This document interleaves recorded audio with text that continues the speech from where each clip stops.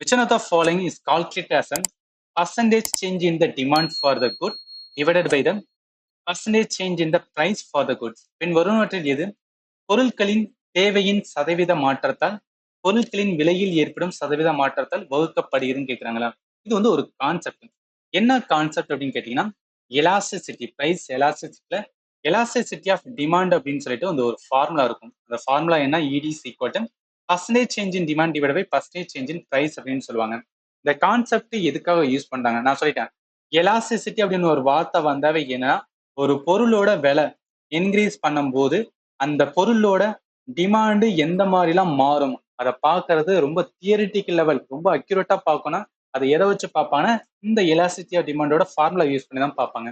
இதை எதுக்கு பார்க்கணும் அப்படின்னு கேட்டீங்கன்னா, இப்போ நான் வந்து ப்ரொடியூசர், அதாவது என்ன, ஒரு கம்பெனி வச்சிருக்கேன் அப்படின்னு வந்து நினைச்சுக்கேன். ஒரு கம்பெனி வச்சிருக்கேன், நான் என்ன பண்றேன், நிறைய மேனுஃபேக்சர் பண்ணி அந்த பொருளை என்ன பண்ண, ஒரு ப்ராடக்ட்டை வந்து நான் செல் பண்றேன், ரைட்டா?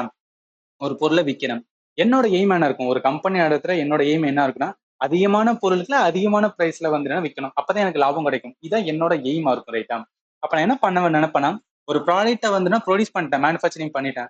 அந்த பிரைஸை வந்து நான் கொஞ்சமா கூட்டினா என்ன ஆகும் அப்படின்னு எனக்கு பயமா இருக்கும்ல. ஏன்னா ரொம்ப கூட்டிட்டேன் அப்படின்னா டிமாண்டு சுத்தமா இல்லாட்டி போச்சுன்னு வச்சுக்கலாம், மொத்தமா அடியாயிரும்.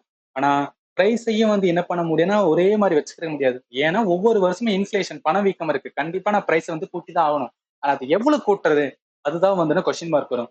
அதை எவ்வளவு கூட்டுறது அப்படின்னா, அது எப்படின்னா பிரைஸை கூட்டும் போது டிமாண்ட் வந்து கூடுமா குறையுமா, இது எல்லாத்தையும் கால்குலேட் பண்ண என்ன பண்ணுவாங்கன்னா இந்த பிரைஸ் வந்து கூட்டுவாங்க. அதுக்காக தான் இந்த கான்செப்ட் வந்து யூஸ் பண்ணிட்டு இருக்காங்க.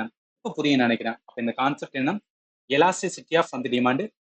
ஆப்ஷன்ஸ் ஏதான் அந்த கொஸ்டினுக்கு கரெக்ட் ஆன்சர்.